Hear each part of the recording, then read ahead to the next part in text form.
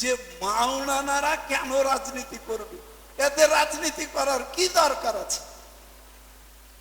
রাজনীতি করার দরকার নাই। কোরআন হাদিস মানার দরকার আছে কিনা এটা বল।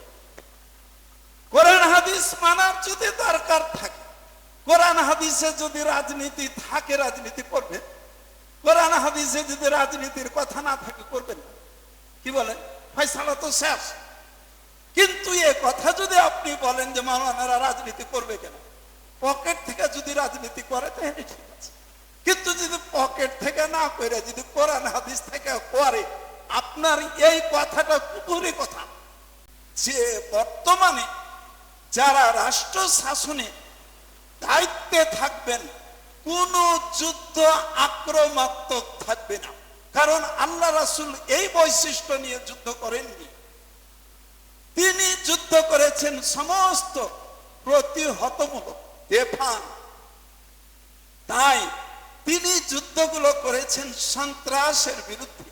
ইয়া আইয়ুহাল্লাযীনা আমানু আলাইকুম আনফুসাকুম লা ইয়াদুররুকুম মান দাল্লা ইযা তাদাইতুম من ضل إذا اهتديتم إلى الله مرجعكم جميعا فينبئكم بما كنتم تعملون صدق الله العظيم. وقال رسول الله صلى الله عليه وسلم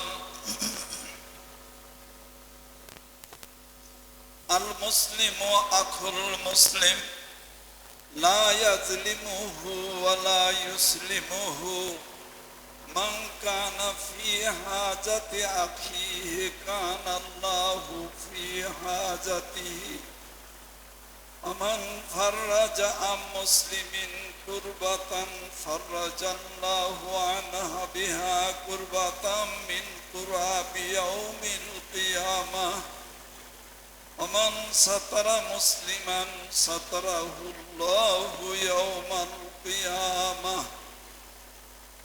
أو كما قال عليه الصلاة والسلام. শ্রুতেই প্রশংসা জ্ঞাপন করি, হামদ এবং শুকর আদায় করি যিনি আমাদের খলিক, যিনি আমাদের মালিক, যিনি আমাদের ইহকাল পরকালের রব এবং পালন কর্তা। আমরা সকলে শুকর আদায় করি এবং বলি আলহামদুলিল্লাহি রাব্বিল আলামিন। রব্বানা লাকাল হামদ হামদান কাসীরান তাইয়িবান মুবারাকান ফীহি ইয়া রাব্বি লাকাল হামদু কামা ইয়ানবাগি লিজালালি ওয়াজহিকা ওয়া আযীমি সুলতানিকা। অতঃপর শত সহস্র কোটি দুরূদ সালাম বর্ষিত হোক যিনি রহমাতুল লিল আলামিন, যিনি ইমামুল মুরসালিন, যিনি আমাদের প্রিয় নবী, যার অবারিত রহমত আমাদের উপর বর্ষিত হচ্ছে। এই জন্য আমরা সকলে একটু মহব্বতের সাথে বলি সাল্লাল্লাহু আলাইহি ওয়াসাল্লাম। আজকের জুমার আলোচিত বিষয়বস্তু বর্তমান অবস্থা এবং আমাদের করণীয়। আমরা কোন অবস্থায় আছি এবং আমাদের কি করা উচিত, এই প্রসঙ্গে বর্ণনা। আমরা সকলেই জানি আমাদের সকলের বাসস্থান ছিল জান্নাত। আল্লাহ রাব্বুল আলামিন কিছু দিনের জন্য আমাদেরকে এই পৃথিবীতে পাঠিয়ে দিয়েছেন এবং আল্লাহ পাক এটাও ঘোষণা করে দিয়েছেন যে পৃথিবীতে কিছু দিনের জন্য যে তোমাদেরকে পাঠালাম, আমি তোমাদেরকে তোমাদের করণীয় কি বা কি আমল করবে, করার পরে পুনরায় আবার জান্নাতে ফিরে আসবে, এ দায়িত্ব আমার। তাই আল্লাহ রাব্বুল আলামিন যুগে যুগে লক্ষাধিক নবী এবং রাসূল আমাদের আমল, আমাদের করণীয় সম্পর্কে আল্লাহ পাকের নিকট থেকে পয়গাম নিয়ে এসেছে এবং আমাদেরকে আমাদের আমল এবং করণীয় প্রসঙ্গে 104খানা কিতাব পাঠিয়ে দিয়েছে, যেগুলোকে আসমানি গ্রন্থ বলা। তাই এই লক্ষাধিক নবী রাসূল এবং 104খানা কিতাব আমাদের করণীয় কি এটা আমাদেরকে বিস্তারিত ভাবে বর্ণনা করে দিয়েছেন, আমাদের কাছে পেশ করে দিয়েছেন। এখন আমাদের কর্তব্য হলো আল্লাহ পাক যে আমাদের জ্ঞান এবং বিবেক দান করেছেন, এই জ্ঞান বিবেক দ্বারা সেই লক্ষাধিক নবী এবং রাসূলদের যে উপদেশ এবং 104খানা কিতাবের যে অমূল্য বাণী হৃদয়ঙ্গম করে আমাদের আমল করে আবার জান্নাতে ফিরে যেতে হবে। কথা তো খুব পরিষ্কার, এগুলো তো আমরা জানি, কিন্তু পালনের বেলায় কোথায়, এটাই আমাদেরকে বুঝে নিতে হবে।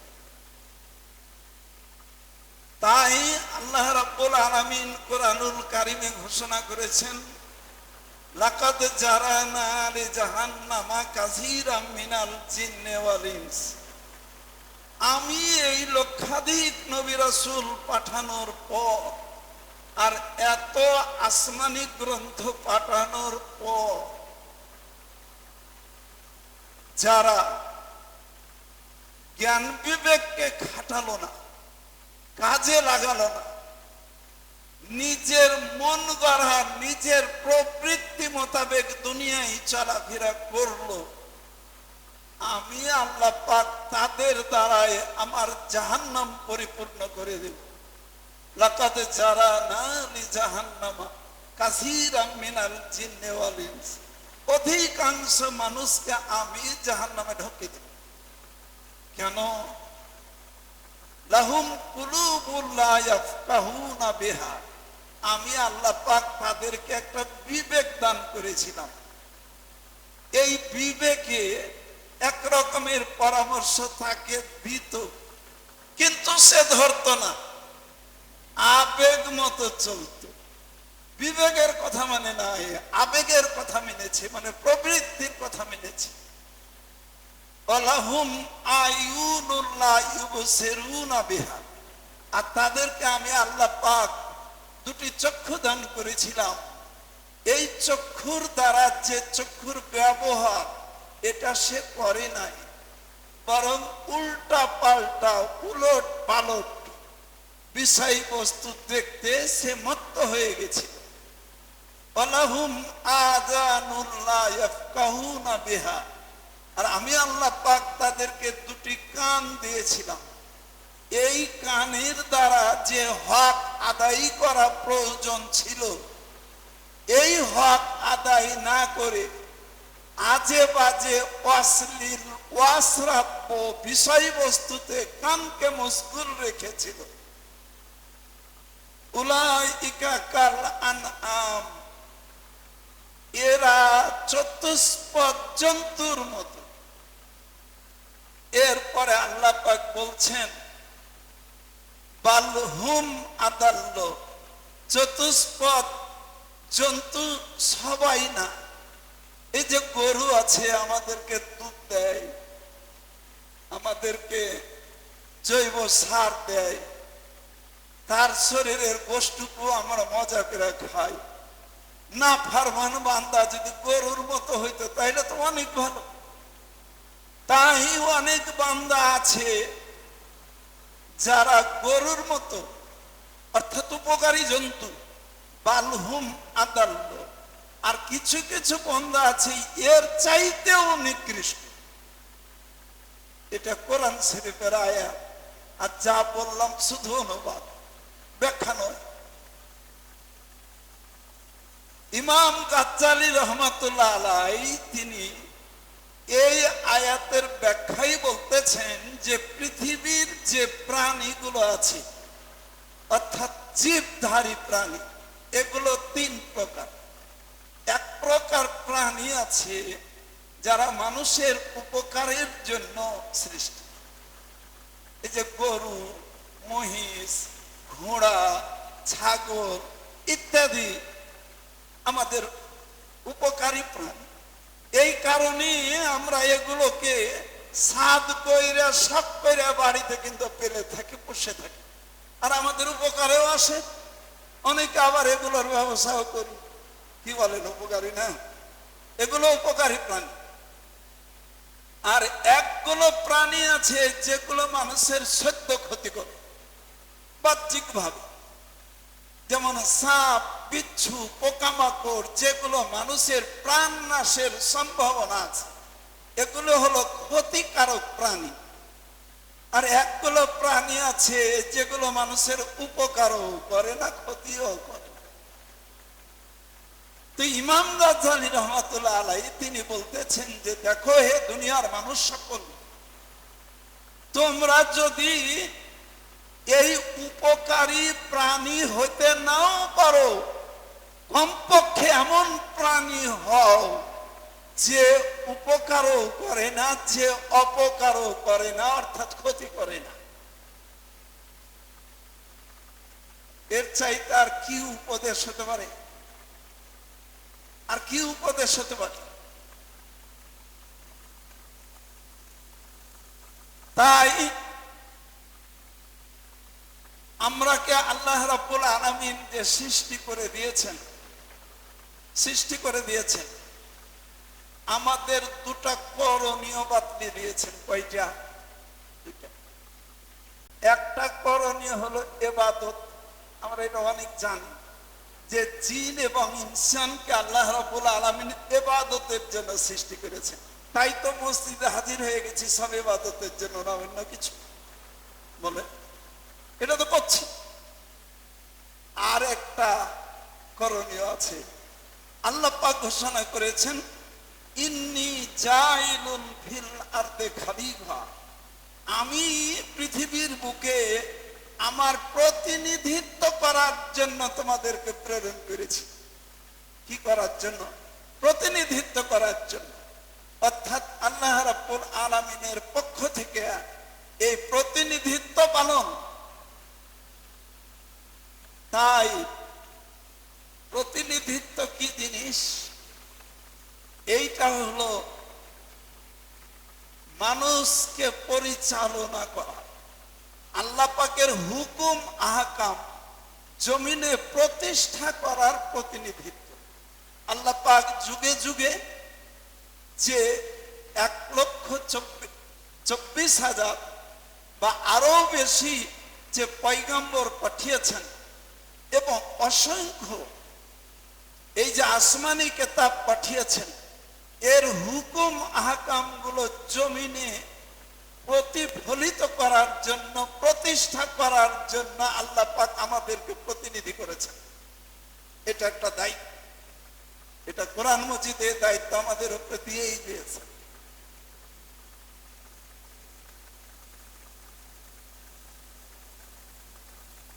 প্রতিনিধিত্ব পালন করলে কি হবে, লাভ কি আর ক্ষতি কি?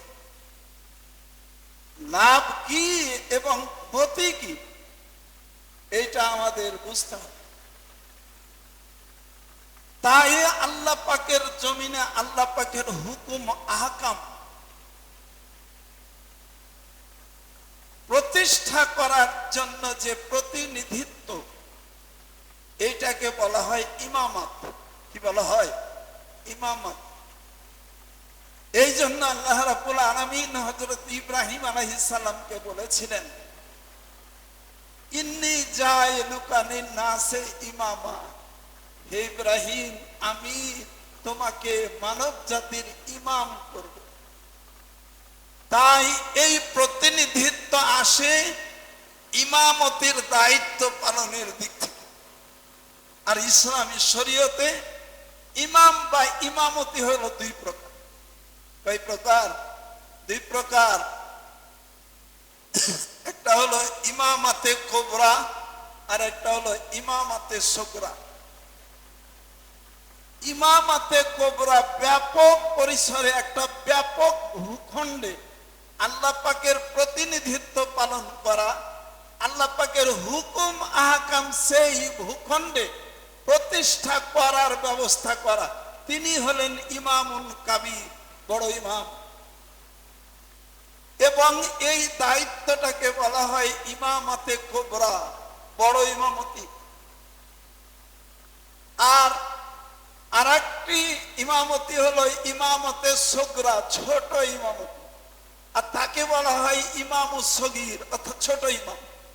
এটা হলো এই যে নামাজের ইমামতি করা। কি বলেন? নামাজের ইমামকে বলা হয় ছোট ইমাম। আর একটা ভূখণ্ডের প্রতিপালন পরিচালক, যিনি ওই ভূখণ্ডে আল্লাহ রাব্বুল আলামিনের আইন কানুন অনুশাসন প্রতিষ্ঠা করবেন, এইটা হলো বড় ইমাম। এই ব্যাপারে সারা বিশ্বের কোন আলেম ওলামার দ্বিমত নাই। চাই কোন দল করুক অথবা দল নাই করুক, কোন দ্বিমত নাই, এটা করতেই হবে। এই ভূখণ্ডে আল্লাহ রাব্বুল আলামিন যেই কাজগুলো আমাদের করণীয় হিসাবে নির্ধারণ করে দিয়েছেন, এই কাজগুলোর প্রত্যেকটা হলো দুটা প্রকার। কি কি? আল্লাহ রাব্বুল আলামিন যেই কাজগুলো হারাম বা নিষিদ্ধ করে দিয়েছেন, এই কাজগুলো থেকে মানুষকে বিরত রাখার চেষ্টা করা, এইটা হলো এক রকমের কাজ। আর আল্লাহ রাব্বুল আলামিন যে সমস্ত কাজগুলোকে হালাল ঘোষণা করে দিয়েছেন, এই কাজগুলো পালন করার ব্যবস্থা করা, এইটা হলো এক প্রকার কাজ। অর্থাৎ হালালগুলোকে মানুষ করবে, এই জন্য যিনি প্রতিনিধি হবেন, যিনি রাষ্ট্রনায়ক হবেন, যিনি বড় ইমাম হবেন, তিনি ব্যবস্থা নেবেন। তিনি ব্যবস্থা নেবেন, এটা তার দায়িত্ব। আর যারা অধীনস্থ প্রজা আছেন, তারা হালাল গুলোকে পালন করবেন এবং হারাম গুলোকে বর্জন করবেন। কথা কি এখানেই শেষ? না। আল্লাহ রাসূল সাল্লাল্লাহু আলাইহি ওয়াসাল্লাম, উনার উমর মোবারক অর্থাৎ বয়স 63 বছর, 40 বছর পর্যন্ত এই জীবনটিকে বলা হয় নবুয়াত পূর্ব জীবন। মানে আনুষ্ঠানিক ভাবে তিনি নবী হওয়ার পূর্বের জীবন, এটা আমরা সবাই জানি। আর মক্কা থেকে মদিনা হিজরত করার পূর্ব পর্যন্ত মক্কায় অবস্থানরত যে 13টি বছর, এই জীবনটাকে বলা হয় মাক্কি জীবন। আর আল্লাহ রাসূল মক্কা থেকে হিজরত করে মদিনায় যাওয়ার পর এই যে 10টি বছর, এই 10টি বছরকে বলা হয় মাদানী জীবন। তাহলে আল্লাহ রাসূল সাল্লাল্লাহু আলাইহি ওয়াসাল্লাম উনার সামগ্রিক জীবন প্রণালীকে শরীয়তের পরিভাষায় বলা হয় সিরাতুন নবী। কি বলা হয়? সিরাতুন নবী। মানে আল্লাহ রাসূল সাল্লাল্লাহু আলাইহি সাল্লামের জীবন মোবারক এটা 3 ভাগে বিভক্ত। একটা হলো নবুয়ত পূর্ব জীবন, একটি হলো মাক্কি জীবন, একটি হলো মাদানী জীবন।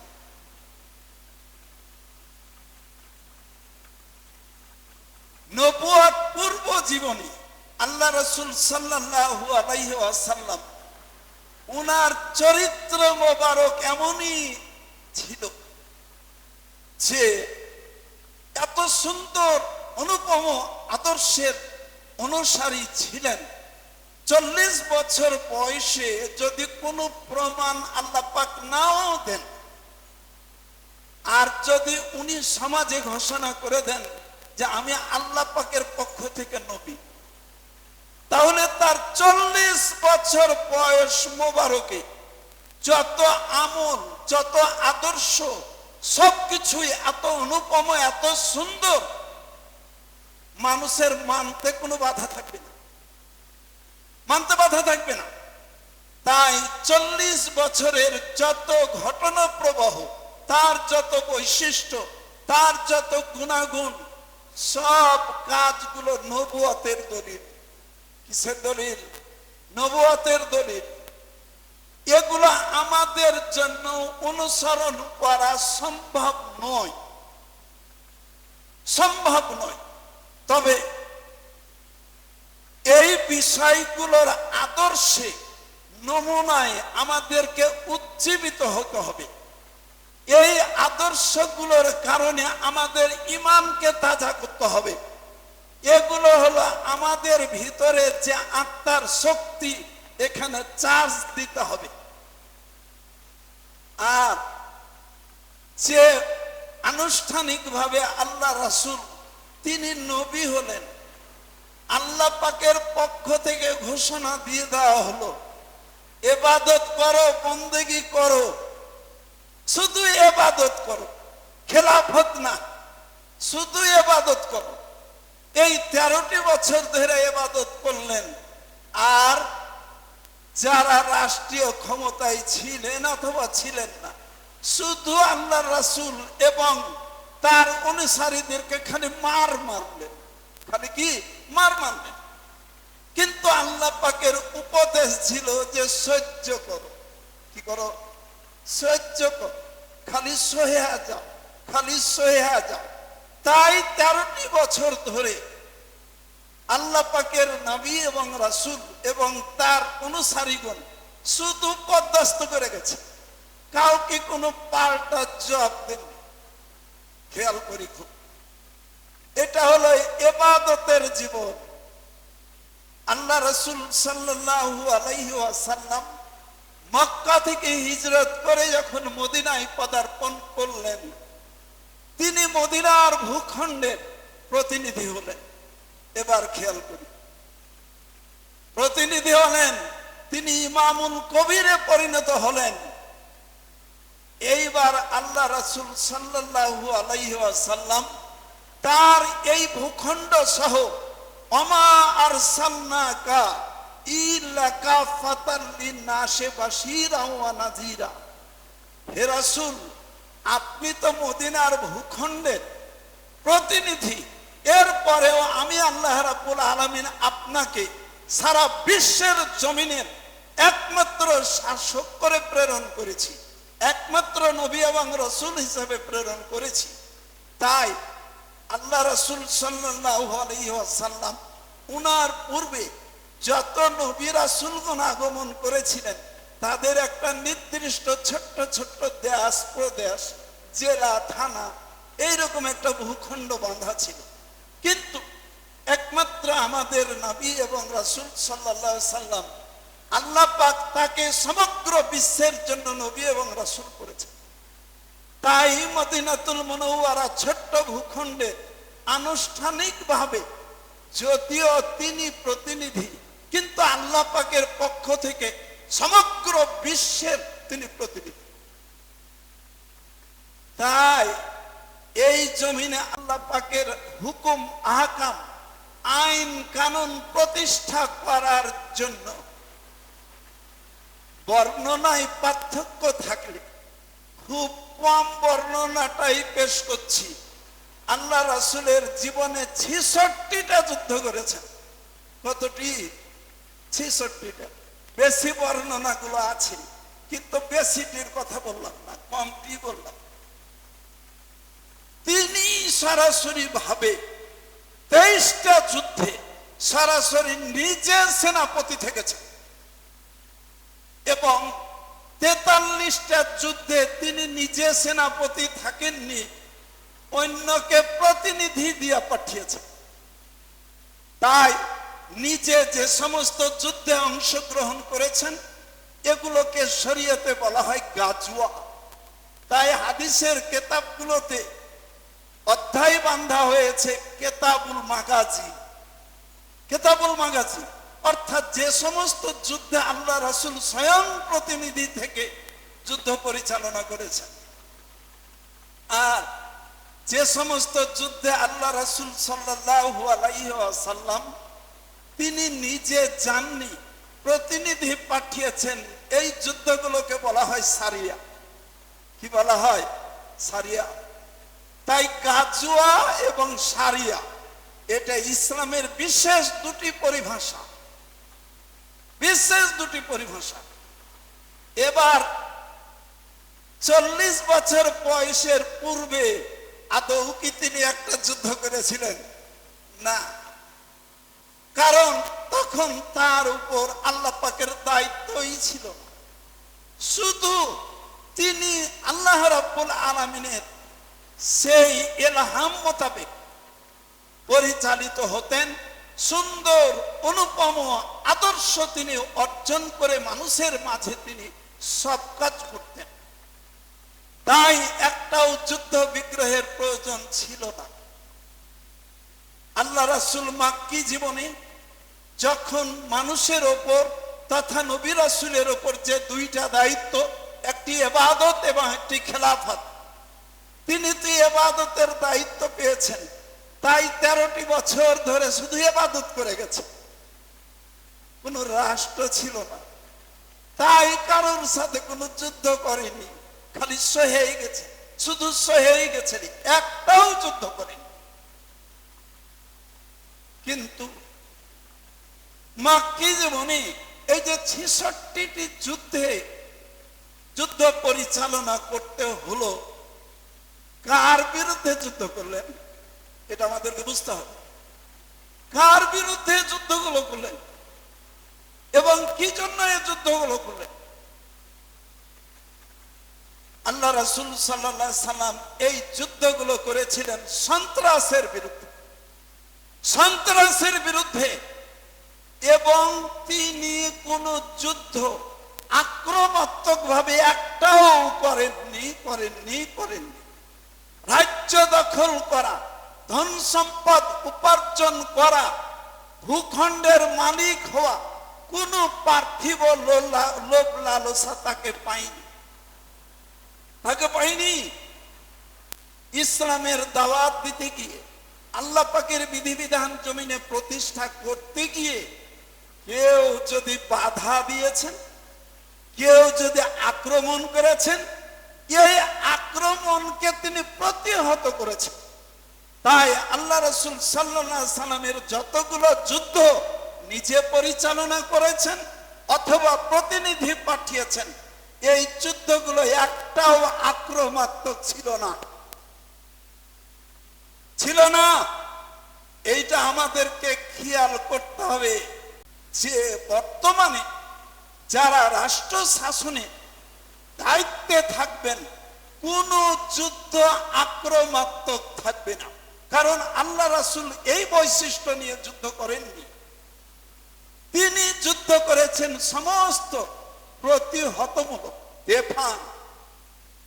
তাই তিনি যুদ্ধগুলো করেছেন সন্ত্রাসের বিরুদ্ধে, সন্ত্রাসীর বিরুদ্ধে। আর সন্ত্রাস আর সন্ত্রাসী এটা দমন করার দায়িত্ব হলো রাষ্ট্রের প্রতিনিধি অর্থাৎ পরিচালকের। মাক্কি জীবনে তিনি কোন ভূখণ্ডের প্রতিনিধি ছিলেন না আনুষ্ঠানিকভাবে, তার কোন রাষ্ট্র ছিল না, তাই সন্ত্রাস বন্ধ করা তার দায়িত্বও ছিল। কিন্তু মাদানী জীবনে আল্লাহ পাক তাকে যখন রাষ্ট্র উপহার দিয়েছেন, ভূখণ্ড উপহার দিয়েছেন, তিনি যখন প্রতিনিধি হয়েছেন, তখন সন্ত্রাস এবং সন্ত্রাসীর বিরুদ্ধে যুদ্ধ করা তার উপর ফরজ হয়ে গেছে। আমরা আল্লাহ রাসূল সাল্লাল্লাহু আলাইহি ওয়াসাল্লাম উনার যে সিরাতুন নবী, এই যে তিনটা ধাপের যে বিবরণ, এই তিনটা বিবরণ জমিনে বাস্তবায়ন করে সোনার মানুষ তিনি তৈরি করে গেছেন। হযরত ওমর ইবনুল খাত্তাব রাদিয়াল্লাহু তাআলা গভর্নর থাকা অবস্থায় তিনি সেনাপতি পাঠিয়েছিলেন সমরকন্দ। সমরকন্দ জয় করে নিয়ে, সমরকন্দে অলরেডি যুদ্ধ চলছে। এই সময় একজন পাদ্রী এসে আমিরুল মুমিনিন হযরত ওমর রাদিয়াল্লাহু তাআলা আনহুকে বলতেছেন, হে আমিরুল মুমিনিন, আমার একটা অভিযোগ আছে। কি অভিযোগ? কই যে আমার দেশে এখন যুদ্ধ চলছে, কিন্তু আমাদেরকে প্রথমে দরকার ছিল ইসলামের দাওয়াত দেওয়া। আমাদেরকে যে ইসলামের দাওয়াত দিয়ে আমরা যদি মুসলমান হয়ে যেতাম, আদৌ কি ইসলাম ধর্মে যুদ্ধের দরকার আছে?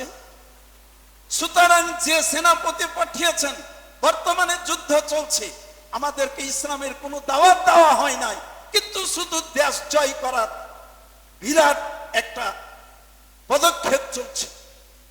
সাথে সাথে তিনি সেই দেশের প্রতিনিধিকে ক্লোজ করলেন, করার পরে বললেন যে তুমি কি সমরকন্দে ইসলামের দাওয়াত দিয়েছো?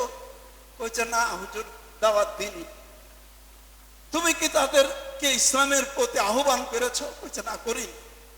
কইছে এর আগে অন্য যে দেশ তুমি জয় করেছো তাদের কি করেছো? কইছে না হুজুর, করিনি। আমিরুল মুমিনিন হযরত ওমর রাদিয়াল্লাহু তাআলা আনহু ওই সেনাপতিকে তিনি তওবা করালেন এবং সাথে সাথে বললেন যে সমরকন্দ থেকে যত সেনা বাহিনী আছে সব প্রত্যাহার করো। সমস্ত সেনাবাহিনীরা সমরকন্দ ছেড়ে দিয়ে সব সেনাবাহিনী প্রত্যাহার করতেছে। মানুষ দেখতেছে যে ইসলামের কি আদর্শ, ইসলামের কি আদর্শ। প্রত্যেকটা সেনাবাহিনী ভিড়ে চলে আসছে। তাই সমরকন্দের সমস্ত অধিবাসী তারা ইসলামের এই অনুপম আদর্শ দেখে গোটা দেশের মানুষ ইসলাম কবুল করে নিয়েছে। যুদ্ধ লাগেনি। তাই আমাদেরকে বুঝতে হবে যে আমাদের উপর দায়িত্ব যেমন আছে ইবাদতের, দায়িত্ব আছে খেলাফতের। আপনি যে দলই করেন না কেন, কোনো কাউন্টার দেওয়ার জন্য নয়, কোনো মাওলানা বিরোধিতা করবে না, এই কথাই।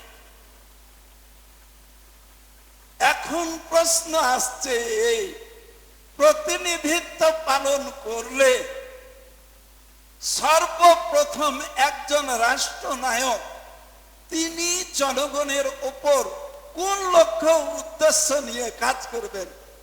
তাই একটি মাত্র লক্ষ্য উদ্দেশ্য তার থাকবে, জনগণের অধিকার রক্ষার সুঠামো ব্যবস্থা। এটা এক নম্বর। কিভাবে জনগণ তাদের সঠিক অধিকার বুঝে পাবে, এই লক্ষ্য একজন রাষ্ট্রনায়কের, একজন প্রতিনিধির থাকতে হবে। এটা ইসলাম বলে, অন্যান্য সবাইও বলে, কিন্তু কাজের দ্বারে কেউই থাকে না। কি বলেন? সবাই বলে যে জনগণের অধিকার সংরক্ষণ করছি, অধিকারের কাজ করছি, কিন্তু আমরা আমাদের মনের চোখ দিয়ে যদি তাকিয়ে দেখি যে পুলিতে না কাজে, কথাই না কর্মে, এইটা আমাদের অন্তর্চক্ষু দিয়ে দেখতে হবে। সত্যি সত্যি কথার সাথে যদি কাজের মিল থাকে, তাহলে জানতে হবে যে তিনি ইসলামের এবং জনদরদী রাষ্ট্রনায়ক। আর যদি কথাতেই সীমাবদ্ধ থাকে, কাজের বেলা যদি ঠন ঠন হয়, হাদিস শরীফে আছে আতি আলান নাসে জামানুন কাউলুহুম কা কাউলিল আমবিয়ায়ে ওয়া ফিলুহুম কা ফিলিল ফির আইনা ও কালবুহুম কা কালবিল আসাদে, এমন একটি জামানা আসবে যে জামানায় মানুষের কথাগুলো হবে নবীর মতো, খুব মুখরোচ। ও ফেলুহুম কা ফেলিল ফারাইনা, আর যাদের কাজ হবে সব ফেরাউনের মতো। ও কালবুহুম কা কালবিল আসাদে, আর তাদের অন্তরগুলো হবে নেকড়ে বাঘের মতো আক্রমণাত্মক। মিলিয়ে দেখবেন যে প্রতিনিধির মধ্যে এইরকম গুণাগুণ থাকবে, সে কি আর জনগণের অধিকার রক্ষা করবে? খেয়াল করি একবার। এইটা বুঝার জন্য আরো কি ব্যাখ্যা বিশ্লেষণের দরকার? বাজারে গেলে একটা যদি খোলাও কিনি, রুটি পাকা খোলা, খোলাটাতে থাপ্পড় মেরে দেখি যে খ্যাট খ্যাট করছে না, খং খং করছে, খ্যাট খ্যাট করলে কেউই কিনবো না, এতখানি বিবেক আছে। আর যদি খং খং করে তাহলে জানবো কি যে না, খোলার মধ্যে অন্তর ফাটটা নয়, বাড়িতে নিয়ে গিয়ে খোলার সেবা পাওয়া যাবে, তাইলে ওই খোলাটাই তো কিনবো। তাই আল্লাহ পাক বলে দিয়েছেন, লাহুম কুলুবুন লা ইয়াফকাহুনা বিহা, একটা বিবেক দিয়েছিলাম তোমাদেরকে, সেই বিবেক মতো কাজ করো নাই। চোখ দিয়েছিলাম, ওই চোখের কাজ করো নাই। কান দিয়েছিলাম, শুনে নেওয়ার পরে ওই যে মাওলানা সাহেবের এগুলা কথা কহে, আমার হে কাজ আমরা করতে থাকি, কি বলেন? তাই ক্ষেত্র বিশেষে কোনো কোনো মানুষ এমন কথা বলে যে মাওলানারা কেন রাজনীতি করবে, এদের রাজনীতি করার কি দরকার আছে? রাজনীতি করার দরকার নাই। কোরআন হাদিস মানার দরকার আছে কিনা এটা বল। কোরআন হাদিস মানার যদি দরকার থাকে, কোরআন হাদিসে যদি রাজনীতি থাকে রাজনীতি করবে, কোরআন হাদিসে যদি রাজনীতির কথা না থাকে করবেন না, কি বলেন? ফয়সালা তো শেষ। কিন্তু এ কথা যদি আপনি বলেন যে মাওলানারা রাজনীতি করবে কেন, পকেট থেকে যদি রাজনীতি করে তাহলে ঠিক আছে, কিন্তু যদি পকেট থেকে না করে যদি কোরআন হাদিস থেকে করে, আপনার এই কথাটা কুফরি কথা। কি এই কথাটা কুফরি কথা? তাই আল্লাহ রাব্বুল আলামিন জনগণের শাসক হলে কোন লক্ষ্য আর উদ্দেশ্য নিয়ে কাজ করতে হবে, সেটি হলো জনগণের অধিকার সংরক্ষণের। তাই দায়িত্ব নিয়ে কাজ করতে হবে, এটা এক নম্বর। এই অধিকার নিশ্চিত করার জন্য অনেকগুলো ধাপ আছে, অনেক ধাপ আছে। এই ধাপগুলো একে একে আমাদের বুঝে নেওয়া দরকার। তার মধ্যে এক নম্বর ধাপ হলো সুবিচার কায়েম করতে হবে। কি সুবিচার কায়েম করতে হবে? আমি কি বানিয়ে বলতেছি? বুখারী এবং মুসলিম শরীফের হাদিস আছে, সাবাতুন ইউজিল্লুহুমুল্লাহু ফি জিল্লিহি ইয়াউমা লা জিল্লা ইল্লা জিল্লা আরশিহি ইমামুন আদিলুন।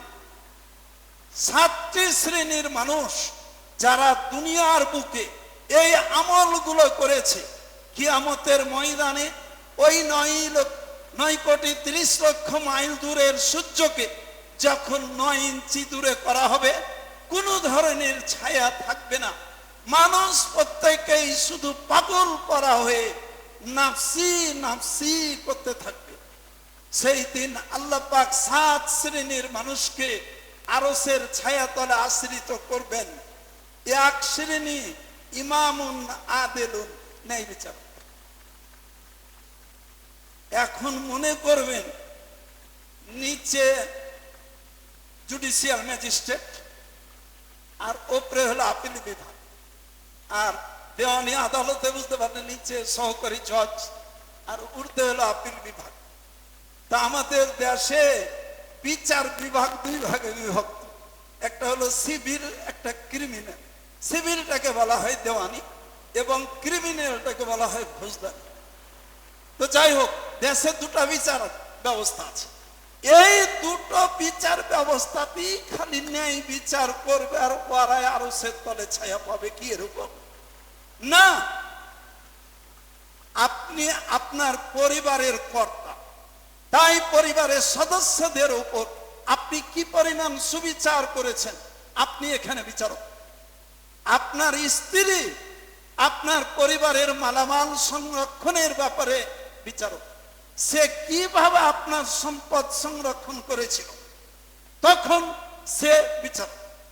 একটা গ্রামের মোড়ল, তার পরিসরে তাকে যে দায়িত্ব নির্বাহ করতে হয়, এই দায়িত্বগুলো তিনি কিভাবে বিচার করেছেন, তার নিজের দিলের কাছে যদি ন্যায় বিচার করে থাকেন তিনি ন্যায় বিচারক। ঠিক এই রকম ভাবে একটা নিম্ন শ্রেণী থেকে ঊর্ধ্ব পর্যন্ত প্রত্যেকটা ক্ষেত্রে যারা সুবিচার কায়েম করতে পারবে তারা আল্লাহ পাকের সে হাসরের আদালতে আরশের নিচে ছায়া পাবেন। তাই হাদিস শরীফ আছে, কুল্লুকুম রাইন ও কুল্লুকুম মাসউলুন আর রাইয়াতিহি। এইভাবে একজন রাখালকে জিজ্ঞাসা করা হবে যে তুমি কিভাবে সুবিচার করেছো। একজন প্রতিষ্ঠান প্রধানকে বলা হবে যে তোমার প্রতিষ্ঠানে তুমি কেমনে সুবিচার করেছো। একজন মেম্বারকে বলা হবে তুমি তোমার আওতা ক্ষেত্রে কিভাবে সুবিচার করেছো। প্রত্যেকটা ক্ষেত্রে আল্লাহ পাক জবাবদিহি নেবেন। যদি এই জবাবদিহিতায় পাশ করতে পারে তার জন্য আল্লাহ পাক সুখময় একটা বেহেশত রেখেছেন। কিয়ামতের মাঠেই নমুনা পেয়ে যাবেন ওই আরশের নিচে ছায়ার মাধ্যমে। আর যারা সুবিচার করেননি তারা ওই কিয়ামতের মাঠ না, এই কবরে যখন কি গো ইন্তিকাল হবে, আজরাইলের চেহারাটা দেখার সাথে সাথেই শুরু হয়ে যাবে তার পরকালের আযাব। এই জন্য হাদিস শরীফ আছে, মা মাতা ফাকাদ কামাত কিয়ামাতুহু। ব্যক্তিগত কিয়ামত যখন যার যা মওতের সময় থেকে শুরু হয়ে যাবে। তাই 2007 সালে বিচার বিভাগ স্বাধীনতার নামে কত ন্যায় বিচার বর্তমানে হচ্ছে আমরা একটু তাকিয়ে দেখি। কত মানুষ ওই কাঠগড়া থেকে দীর্ঘ নিঃশ্বাস ফেলে নামে সুবিচার যখন পাই না তখন বলে যে আল্লাহ পাক বিচার করবে। কোন জাতি আমরা? কোরআন হাদিস থাকার পরেও 1898 সালে লর্ড ম্যাকলে সিআরপিসির 1165টা ধারা তৈরি করে আমাদের গলায় তাবিজ লটকে চলে গেছে, আর ওইটা পালন করে করে দেশের বিচার হয়। আমি এলএলবি পাশ করেছি, তো এই জন্য এই বিষয়গুলো আমার জানা এবং নিখুঁত ভাবেই বলতেছি। তাই আমরা নামে মুসলমান হয়ে আছি, কিন্তু যেই ব্রিটিশরা আইন তৈরি করে গেছেন কোরআন হাদিসের দিকে তাকিয়ে নয়, ওরা ওদের মানব রচিত আইন তৈরি করে দিয়ে গেছে। আর আমরা নিজকে মুসলমান হিসেবে দাবি করে মুসলমানের সন্তান হয়ে প্রত্যেকেই ওই আইন অনুসরণ করে এই আদালতে বিচার করি। খুব আফসোসের বিষয়। তাই যারা দেশের সংসদ সদস্য হবেন, সংসদ সদস্যের কার্যাবলী বাংলাদেশ সংবিধানে লেখা আছে যে সংসদ সদস্যের কার্যাবলী কি। 1 নম্বর কাজ, তিনি আইন প্রণয়ন করবে। দুঃখের বিষয়, যে আইন প্রণয়ন করবে সে তো নিজেই কিছু কোরআন জানে না আর হাদিস জানে না, তো কি আইন তৈরি করবে সংসদে বলেন? যখন আপনি কোন দল করেন এটা আমার মুখ্য বিষয় না, আমি রাজনীতি দুনিয়ার করব না, কিন্তু কোরআন হাদিসের বাণীটুকু তো আপনাদের কাছে পৌঁছাতে হবে। কি বলেন? কোরআন হাদিসের বাণী পৌঁছাতে হবে। এই কথা যদি না বলি আমানতের খেয়ানত হবে এবং আল্লাহ পাক পরকালে ওই ইমামের জিভাকে কেটে নেবেন। তাই যাদেরকে সংসদ ভবনে পাঠাবো তাদেরকে কোরআন হাদিস জানতে হবে এবং আইনগুলো কোরআন হাদিস মোতাবেক যেন তারা প্রণয়ন করতে পারে। চিন্তা করেন 1961 সালে মুসলিম পারিবারিক আইন 4 নম্বর ধারায় বুঝতে পারলেন উল্লেখ করে দিল যে মুজরে মিনাস আইন নাই, মুজরে মিনাস আইন নাই। অর্থাৎ 3টা সন্তানের যদি একজন মারা যায়, পোতা পুতিন থাকে, ও বাঁচা থাকলে যা পাবে তাই পেয়ে কানা বুকলার আইন তৈরি করে ছুঁয়ে গেছে আর নাম দিয়েছে মুসলিম পারিবারিক আইন অর্ডিন্যান্স। এই সব বিষয় আমি জানি। ওই সন্তানগুলো পাইলো, কিন্তু তার মা কি অপরাধ করেছে বলেন? কোরআন বলে দিয়েছে যে যারা নিকটাত্মীয় অথচ উত্তরাধিকার নয়, তোমার 3 ভাগের 1 ভাগ সম্পত্তি বা বিবেচনা মতো ওসিয়ত করা ফরজ। আমরা করতে পারি না আর করতে দিই না। কারণ কি জানেন? কারণ হলো এই, ওই 2 বেটা কয়ে যে আসছে যে ব্যাপার, আমরা তোমার বেটা বেঁচে আছি আর পোতা পুতিকে সম্পত্তি দিতে যাইছো, ঘুরো, এই যে বাধা। পারবেন আপনি ঈমান নিয়ে বুঝতে পারেন যে ওসিয়তে দলিল করে দিতে সম্ভব নয়, বাধা। তাই সরকার যদি এমন আইন করত যে কেউ যদি ইসলামের শরিয়া মোতাবেক নিকটাত্মীয় কিন্তু সম্পত্তি থেকে বঞ্চিত, সে ওসিয়ত করতে পারবে। আর যদি ওসিয়ত না করে, তাহলে এই বুড়ার ইন্তিকালের পর তার সন্তান বেঁচে থাকলে যে সম্পত্তি পেত, তার ওয়ারিসেরা ওই সম্পত্তি পাবে। তাহলে ওর ওই বেটার বউটা বাদ করতো না। খালি পোতা পুতিন পাইছে, কিন্তু বেটার বউর কোনো অংশ নাই। মাকে যদি ভাত না দেয়, ওরা কোত্থেকে খেতে পাবে?